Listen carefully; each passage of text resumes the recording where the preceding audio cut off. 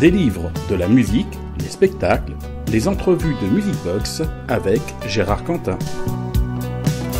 Music Box.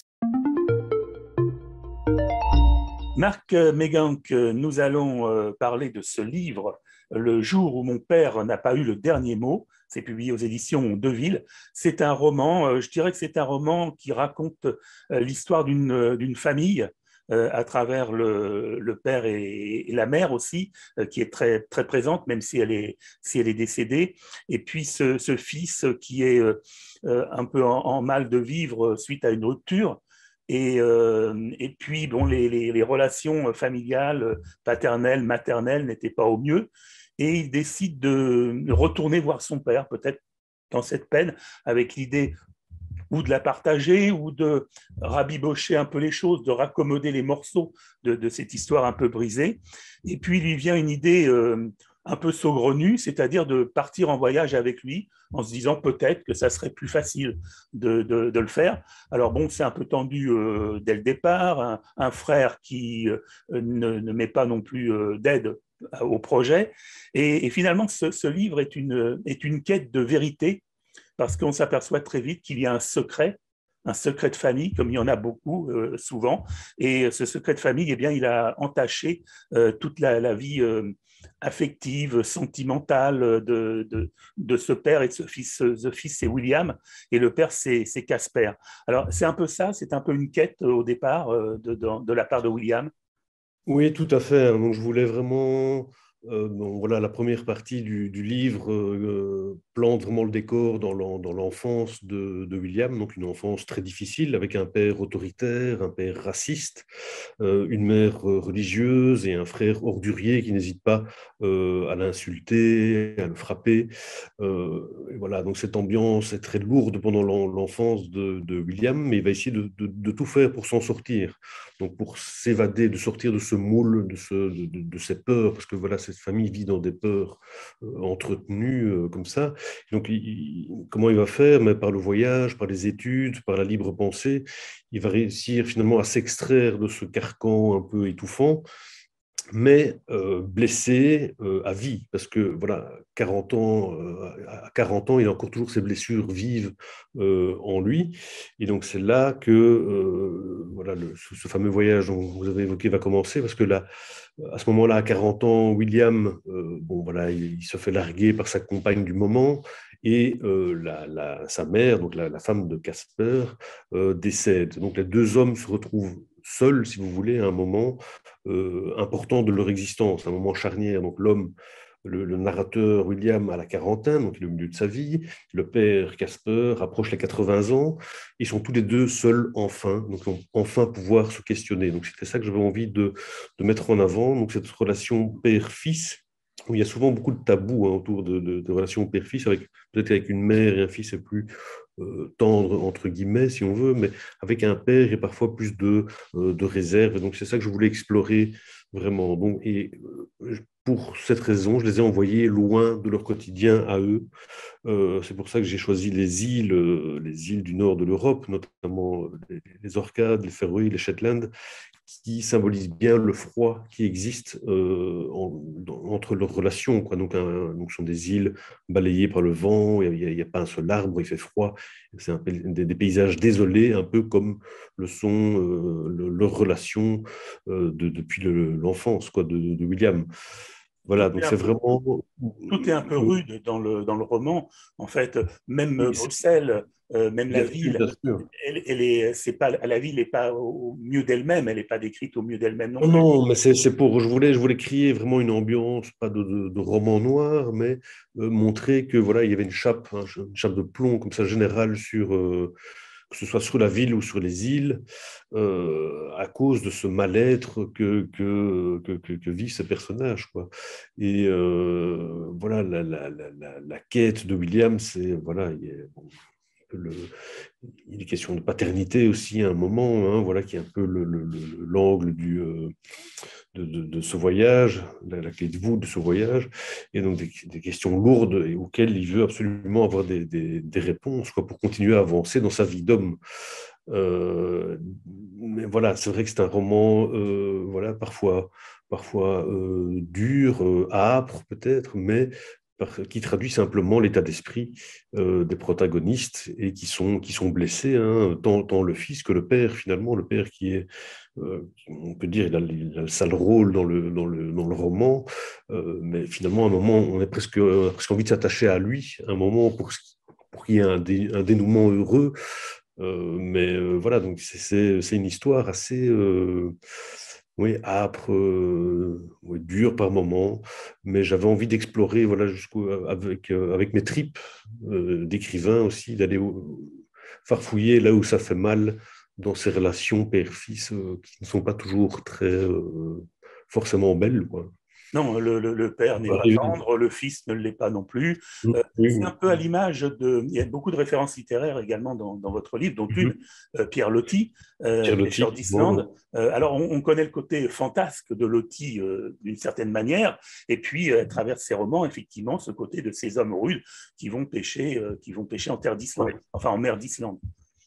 Oui, en fait, voilà, pendant la jeunesse de William, le père Casper lisait très peu, mais il se souvient d'un livre quand même qui était Pêcheur d'Islande de Pierre Loti.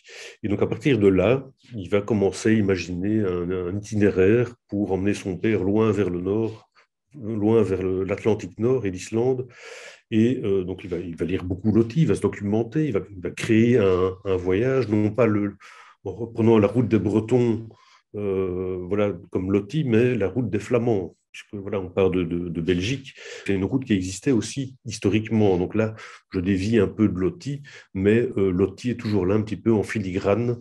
Il ajoute aussi un peu moi j'aime bien les écrivains voyageurs, donc une connotation littéraire en plus, en filigrane. Donc il y a ce Loti qui intervient et qui a lui-même une vision assez particulière du voyage, un Loti voilà, qui est très dans le descriptif, parfois dans le racisme aussi, quand il décrivait certaines populations à la fin du 19e siècle.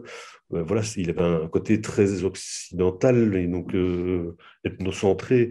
Et donc voilà, ça transparaît aussi un petit peu. Donc c'est vrai qu'il y a une petite dimension littéraire et via cet écrivain voyageur, c'est vrai. Et William est un peu à l'image de ces marins, c'est-à-dire qu'il passe beaucoup de temps dans les bars, à noyer, Oui, à noyer un peu tout dans la bière, et alors au grand désespoir du père, quelque part, parce qu'il l'insulte, il le traite de petite merde, il le traite de tous les noms, enfin le père donc, et oui, oui. on sent que ça lui fait mal, mais il peut pas s'empêcher de prendre une gueule de bois sur gueule de bois. Oui, parce il souffre véritablement. Bah bon, il y a d'abord cette rupture avec la jeune Anaïs qu'il a quittée. Bon, il y a quand même le décès de la mère, même si voilà, ça n'a jamais été une histoire heureuse non plus entre la mère et le fils. La mère est décédée, donc voilà, il y a la relation avec le frère qui est impossible, et il y a ce père inaccessible et tous ces non-dits et toutes ces questions en suspens. Donc voilà, le gars, il est pas bien, quoi, hein. Il a un boulot qu'il adore pas non plus. Il travaille dans un musée, il fait des inventaires de mobilier lithique, du néolithique et du paléolithique. Donc voilà, il rêve d'écrire, mais ça décolle pas forcément. Et donc voilà, il va pas bien. Et donc c'est vrai que pendant tout le roman, il va pas mal picoler, prendre pas mal de médicaments parce qu'il souffre physiquement et moralement et psychiquement. En gros, le message du livre principal, c'est que voilà, une relation dans une famille, sans tendresse, sans soutien, sans amour, ça ne marche pas. Donc voilà, donc c'est ça que je voulais insister vraiment là-dessus, sur l'importance de la tendresse, même entre un père et un fils, même s'ils sont d'une certaine génération, ou peut-être que voilà, hein, donc l'enfant se passe dans les années 80, peut-être que on était moins enclin à l'époque en tant que père de montrer son affection à ses enfants. Je pense que ça a beaucoup changé aujourd'hui, heureusement. Mais voilà, un sujet qui me tenait à cœur, quoi. Alors, vous êtes auteur aussi de romans policiers. Ouais, C'est pas un roman policier, évidemment, mais c'est un suspense quand même, parce que je ouais, vous le disais juste avant cette interview, la fin m'a surpris. Je ne m'attendais pas à cette fin-là, donc on ne va pas la révéler évidemment, mais il y a une volonté de trouver une fin, sinon originale, une fin inattendue. Oui, hein, bien sûr. Donc, ouais, comme vous dites, ouais, j'aime bien enfin, j'ai fait pas mal de polars, notamment qui se passent à Bruxelles, où voilà, ceux-là, ils sont un peu plus légers, on va dire, mais j'écris aussi beaucoup de nouvelles. Et dans l'art de la nouvelle, la chute est importante, et donc j'aime bien travailler voilà, ce style-là, où la chute, finalement, voilà, bascule presque tout le roman ou le texte. Et donc, je trouve que c'est un moment important, quoi, la chute, que ce soit d'une nouvelle, d'un polar ou d'un roman, qui est un moment fort qui se passe, un événement, presque un choc pour le lecteur. Je trouve que c'est capital pour, voilà, ça donne encore plus de sens et de puissance à tout le livre, je pense. Vous avez puisé cette histoire dans quelque chose de vécu par vous ou par d'autres personnes, ou est-ce que c'est une pure imagination ou un multiple personnages que vous avez croisés qui ont... Voilà, on va dire qu'il y a de multiples personnages qui ont voilà, nourri tout ça. Il y a, voilà, je m'en cache pas, j'ai déjà dit dans d'autres interviews, pour la partie enfance un peu compliquée, il y a pas mal de choses que malheureusement j'ai vécu moi-même. Donc, mais à partir de ça, donc, j'ai construit des personnages. Voilà, et j'ai construit ce voyage. Enfin, je n'ai jamais voyagé avec mon père, par exemple. Je ne voyagerai jamais avec lui. Je n'ai pas de frère, par exemple, enfin, etc., etc. Mais donc, il y a des blessures vives de l'enfance qui, oui, et je ne m'en cache pas du tout, qui sont là. Et donc, c'est peut-être là qu'on sent que c'est écrit avec les tripes et que c'est voilà, dur par moment, parce que je dis pas quoi, mais il y a des choses que j'ai vraiment vécues douloureusement. Et donc, il y avait aussi avec ce livre une volonté d'avancer moi-même aussi, un peu comme William veut avancer dans sa vie avec ce voyage avec son père. Moi, en écrivant ce livre, je voulais aussi régler des choses avec moi-même. Et donc, c'est ça qui est bien avec la littérature, c'est qu'on peut, voilà, les personnes qui me connaissent bien savent où je suis, où je ne suis pas dans le livre. Donc, c'est un savant mélange de choses que j'ai vécues et de choses totalement inventées, évidemment. Par contre, le voyage, ce sont des lieux où je suis allé à différents moments. Donc, je ne l'ai pas fait d'une traite, mais voilà. Par exemple, j'ai fini la rédaction du roman, je l'ai fini aux îles Féroé. Je suis effectivement allé là-bas pour écrire. Je suis aussi passé par les Shetland, les Orcades. Merci beaucoup, Marc Meganck, pour nous parler de ce livre. Donc, Le jour où mon père n'a plus eu le dernier mot. Joli titre, Merci. surtout quand on arrive à la fin. Oui, On le comprend mieux, peut-être. C'est publié aux éditions Deville. Merci beaucoup. merci à vous.